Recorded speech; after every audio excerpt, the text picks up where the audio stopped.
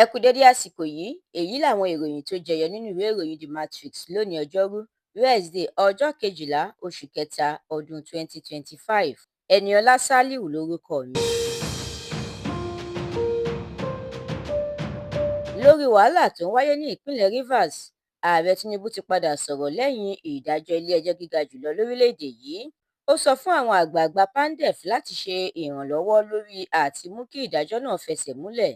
Ó ní àwọn ènìyàn ìpínlẹ̀ Rivers kò gbọdọ̀ jẹ̀yà torí ìjọba àwarawa. Fubara ṣe ìlérí láti bọ̀wọ̀ fún àṣẹ ilé-ẹjọ́. Ó koro ojú sí bí àwọn dúkìá ṣe ṣòfò nítorí wàhálà ọ̀hún.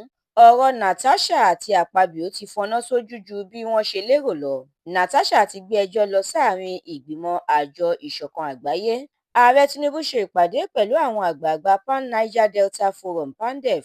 Ilé-ẹjọ́ gíga jùlọ lórílẹ̀‐èdè yìí ti lànà fún àjọ EFCC láti wọ́ Odili lọ sí ilé-ẹjọ́. Bákan náà ló wọ́gi lé àṣẹ àtẹ̀yìnwá. Ààrẹ Tinubu ti yan àwọn ọ̀gá àgbà tuntun fún àjọ NAPTEP àti RUBEC. Ẹgbẹ́ òṣèlú PDP máa gba ìṣàkóso orílẹ̀-èdè Nàìjíríà padà lọ́wọ́ ẹgbẹ́ òṣèlú APC. Tambuwa ló sọ bẹ́ẹ̀. Ilé ìgbìmọ̀ aṣòfin orílẹ̀-èdè yìí ti ń pè fún ìwọ́gilé ìgbésẹ̀ ilé ìfowópamọ́ àgbà láti fi kún owó tí wọ́n ń já lórí ẹ̀rọ tó ń pọ owó. Iléeṣẹ́ ọlọ́pàá ìpínlẹ̀ Èkó ti dóòlà àwọn ọmọ ilẹ̀ òkèèrè 27 lọ́wọ́ àwọn ajínigbé nínú ilé kan tí wọ́n kó wọn sí ní ìpínlẹ̀ Èkó. Ìjọba Lande ti sọ̀rọ̀, ó ní òun ní fọ́nrán tí àwọn ọkùnrin ti ń bá ìyàwó òun lájọṣepọ̀ lọ́wọ́. Ẹgbẹ́ agbábọ́ọ̀lù PSG já Liverpool kúrò nínú ìdíje UEFA Champions League nígbà tí Bayern, Barca àti Milan yọ sí ìpele tó kàn.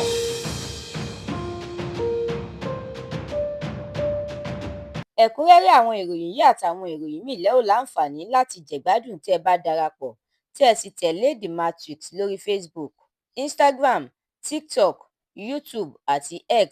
Àdúràmọ́mi Balógun ló ṣòǹgbùfọ̀ ìròyìn yìí. Ẹniọlá Sálíù lórúkọ mi.